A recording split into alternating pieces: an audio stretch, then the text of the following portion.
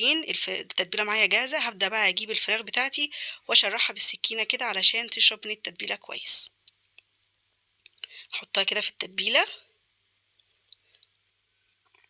وهعمل كل الكميه دي، حتى برضو الوراك هشرحها كده من عند الدبوس ومن الجزء اللي فوق ومن تحت الجلد برضو حركها علشان التتبيله تشرب فيها كويس. طبعا التتبيله دي اقل حاجه ممكن تقعد ساعتين، ممكن تقعدي اليوم كله، مثلا تتبليها من بالليل وتسيبيها وتعمليها تاني يوم برضو هتبقى شربت من التتبيله وطعمها حلو جدا.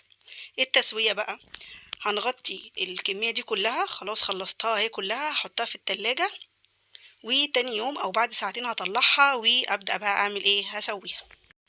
كده الفراخ بتاعتنا قعدت في التتبيله للفتره اللي انا عايزاها، عملتها من بالليل وهسويها الصبح. هجيبها بقى على النار وهتكتكها على النار او هديها تشويحه كده حلوه بالتتبيله بتاعتها علشان برضو اضمن سواها.